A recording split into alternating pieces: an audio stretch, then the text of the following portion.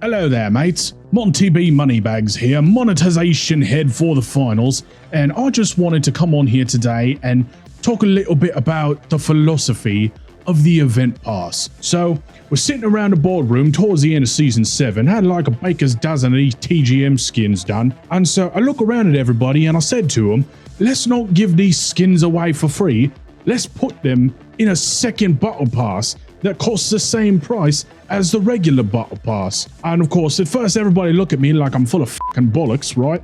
But then they take a second to think about it, and then they just start cheering, clapping, cheering, you know? But then I didn't even tell them the best part yet.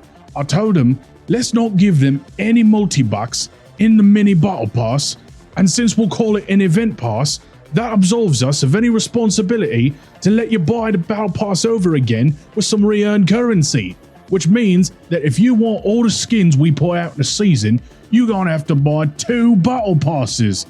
And everyone cheered and clapped even harder. There were drinks, my pelvis was sore by the time I went home, it was fan-bloody-tastic. So yeah, one wild office party, and now every season since we've had ourselves a little mini event pass that costs same amount of money as the regular battle pass, and I don't think we ever looking back now, mate. So let's go and answer some questions from the Reddit, alright? Harry Pancake on Reddit says, why did you choose to release a mini battle pass again after the major backlash that came about after the Heartbreaker Pass in Season 9? Well, the answer is quite simple when we get right down to it. Money. Game development takes money. It's a right expensive industry to be in right now, mate. And even though our studio head just became one of the big boss of the blokes up there Nexon, that didn't do shit for us. No, apparently all the influence in the world he has, he can't slide us down a couple more dollary dues. No, we gotta earn our way up that ladder, mate. And the Arc Raiders, they keeping the Arc Raiders money. We haven't seen a dime nor dilly from that side of the studio. So we over here at the finals, we gotta have a way to go ahead and fund our vacation. I'm sorry, I mean keep the game running. So we need the extra money to keep helping with all the bugs we keep introducing with every single update. Because let's face it, every time we send out an update trying to remove the skill expression, I'm sorry, I mean the tech in the game, that introduces more bugs that we have to then spend development time going back in and fixing. So we need more money to go ahead and solve the problems that we're causing. And you know what? It's all your fault for finding all them bits of tech. So stop finding them and we'll stop fixing them. Now, Olaf, my friend Sergey on Reddit asks, why do you keep trying to make us use the breach drill? Well, that's a fine air question there, Olaf. To put it simply, let me tell you a little bit of a story, alright? When I was a wee little lad, I was out at Christmas there with my mum and my daddy and my aunts and bruvs, and my aunt gave me a little sweater for Christmas. I asked for a bloody PlayStation 2, but you know what? She gave me a darn sweater. And this sweater was just the most hideous, bloody disgusting thing I ever seen in my darn life. You know, the thing looked itchy like it was made out of ants somehow, and my mum just shot me this look like if I didn't put on that sweater, my bottom was going to get right swollen when we got back home, right? So your mum doesn't want her sister's feelings to be hurt, especially because she just found out that her husband was giving $5 humdingers down at the Home Goods. So I put a bloody sweater on just to make her happy, and you know what? That look went away, and I stopped being scared that I was going to get my ass whooped red when we got home. That's kind of the same thing we're trying here with the breach drill, you know? We all know it's bloody garbage. I mean, hell, we couldn't even get the playtesters to use the damn thing. Why the hell do you think this piece of rubbish won't go through goo? Nobody tested it. So what we had to do instead was we made the dematerializer absolute bollocks, so nobody will go near it, you know, giving it that little iPad finger reader bullshit. So now you have to use the drill to bust through walls if you're playing a medium class. Ergo, you get the bloody look from the developers, you use the breach drill, just like I put on the bloody sweater. Now, some people have asked us, why can't we just slap it on a wall, hit a little clacker when we're off remotely to go ahead and set it off when we're not standing right there?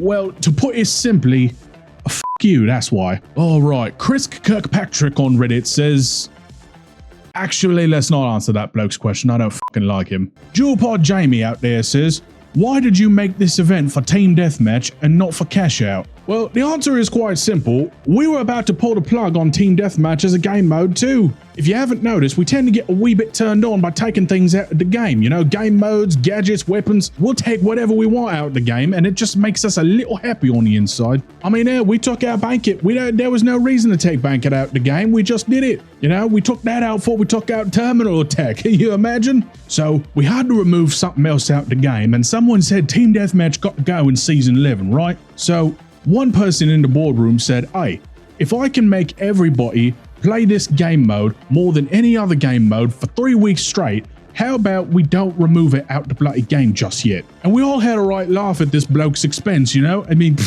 how you gonna make these buggers play Team Deathmatch for 3 weeks, right? But not just that, he said he could do it with little to no development time at all. And we laughed even harder. I was falling out my chair laughing at this bugger. And then he went and did it. He put that risk reward event that we had in World Tour a couple of seasons ago, he put that in Team Deathmatch, and he said, voila, everybody will play this bullshit now. And you know what? We got to clap for him, because he was right. You know, we put him up on our shoulders cheering chip ship, hooray, bloody hell, that's brilliant. Now, Silk Sheet Skeet on Reddit says, why do we have a hate boner for the Vanishing Bomb all of a sudden? Well, to put it simply, when we first created the finals, we didn't think anybody in their bloody right mind would use the Vanishing Bomb over the stun gun, right? Now remember, we had the stun gun back in the day, you know, just tase someone, they stuck aiming in one direction, free kill for the light class, right? Nobody in their right mind was using the bloody Vanishing Bomb when the stun gun was right there, so we didn't worry about it. And then we had to remove the stun gun because one too many people complained about it. So now nobody in their right mind wants to use a nullifier. So now we got to do something about the second specialization you can have while you're dashing around all over the place like a mosquito. So rather than give every other class a way to really fight back against the Vanishing Bomb, you know, mediums, I know you've been saying you want your bloody recon senses back. They're never getting those back, buddy. We decided to just pump the cooldown numbers on the Vanishing Bomb and hope that fixes the problem itself. I mean, bloody hell, it's worked wonders with the Winch Claw. I ain't seen a bug-up bloke use a Winch Claw in 6 seasons now since I last logged on. So the way we see it, long as we keep lengthening the cooldown, we can make whatever gadget we want fall out the meta, and it will be bloody useless. And lastly, Dildo Baggins says, can you tell us what the new Melee reworks are going to be like? I've been told explicitly not to tell you guys about the Melee reworks because we have finalized what we're about to do, considering season's in only a couple of weeks anyway, but you know what? I'm going to go ahead and break some rules here, and I'm going to let each and every one of you know just what Melee reworks are going to look like, because it's very, very different for each weapon. So for starters, we're removing the backstab from the dagger, and we're replacing it with a block. We got this idea playing Oblivion. I was doing a Thieves Guild using a dagger to block some swords from the guards after restoring me a sweet roll, and thought it would be amazing to do this in our game too, because after all, you can block out any bit of damage with the dagger as long as you block it from the front. So we decided there will be no more backstabbing with the dagger, but there will be a front-facing block. So as long as you're blocking, you won't take no damage from a gun, a flamethrower, a grenade. As long as you're facing it with the block out, you safe there, buddy. And speaking of blocking, the dual swords won't be doing that no more, no. What you're gonna do is you're gonna hit the alt fire and the dual blades spin above your head like that helicopter lightsabers that them Inquisitors was using back in Jedi Fallen Order, and you can float yourself up to 5 meters in the air. It's real hilarious when someone's trying to charge and slam you, and then you just jump right over their bloody head like you're Mario. And the riot shield is going to have a flashbang on the front of it, basically making you blitz from that Rainbow Six Siege game that we keep trying to steal players from. The breach drill didn't do the trick, but this riot shield flashbang, that'll do the trick right there, buddy. A trade-off for that flashbang on the riot shield is you won't be able to attack no more. See, we're doing both of these changes so that you can really be a support player on medium again. Since everybody can heal now, there's no reason for you not to have other support functions. So any of them melee weapons, we're radically changing up how they work just to give everybody a fair shot. Because as we know, melee is just stupid overpowered at every range that you put it in. And honestly, you blokes got off lucky. If the Ruby players had bought just a couple more skins per person, we probably would have taken it out the whole game if it wasn't for that. But unfortunately, they didn't spend enough money, so we haven't fully listened to them. We're just gonna, give them half of what they want. And we'll give you guys half of what you want as well. Now, on to the spear. The spear's now pole vault, and it can only help with mobility. You can't attack no more. There's no primary, no more secondary attack, just a movement item. And you might be thinking to yourself, Bloody hell, that sounds awful. Well, you don't know what you want because a class with an RPG doesn't need a primary weapon. It doesn't matter if it takes a minute for that RPG to recharge.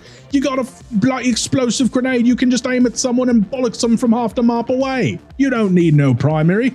So, the spear will now be a pole vault, and the sledgehammer can no longer be used on players to deal damage. It's only good at destroying the environment. So, all you sledgehammer mains out there that've been bonking bollocks over the head since season 1, count your bloody days, because they're numbered. Now, the one melee weapon we decided not to touch is the sword.